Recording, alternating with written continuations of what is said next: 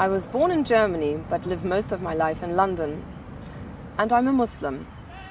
I decided to convert to Islam as a European woman because the more I studied the faith, the more I realized it could give me the peace and meaning I'd always felt was missing from my life.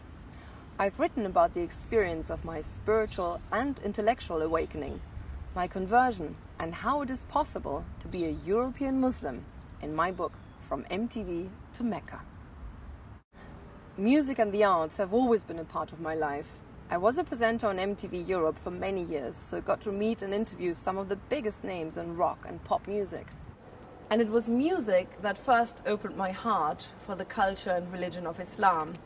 I had a fabulous job at the time, interviewing rock stars for a living and presenting so many different shows for MTV and around Europe.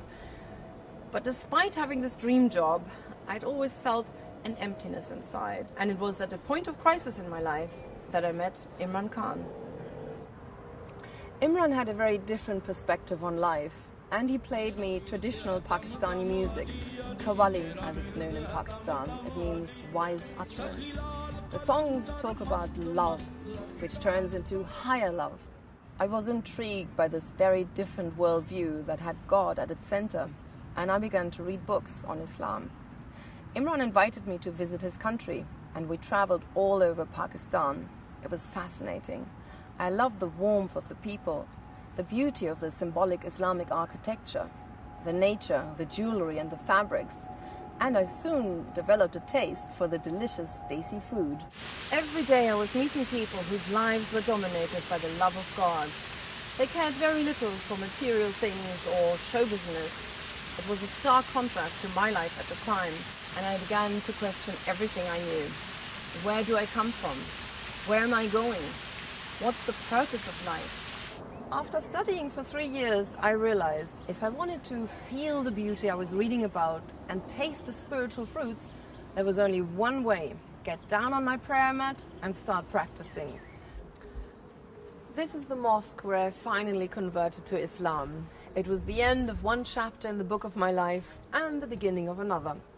At first, it was fraught with many challenges. I lost all my TV jobs because of the climate of intense Islamophobia at the time. This was in 1995, so way before 9/11. But I quickly realized how little the Western media knew about Islam. They speculated whether I would start presenting my youth show from behind the burqa or supported terrorism, which of course was ridiculous. But now that I'd found it, there was nothing that could deter me from my faith. It's an inner source of serenity, tranquility, and that emptiness that I'd felt before was now filled with meaning. I went to explore different parts of the Islamic world, from Turkey to Syria and Egypt to Morocco, and I met an array of wonderful teachers and marveled at the beauty of the Islamic architecture. It was an amazing journey of discovery that culminated in the journey of a lifetime for any Muslim: the Hajj, the big pilgrimage to Mecca.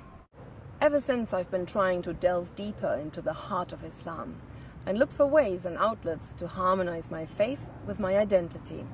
I'm a Muslim and a European, living and working in Britain. I wrote my book as an inspiration to faith, to show that there is another dimension to life. Islam, if taken seriously, can be a positive tool of transformation for the individual and the society. And not to forget, we have far more in common between other religions than we may think. We need to build on these ethical values that we share while respecting our differences and work together for the common good. Build bridges and actually walk across them.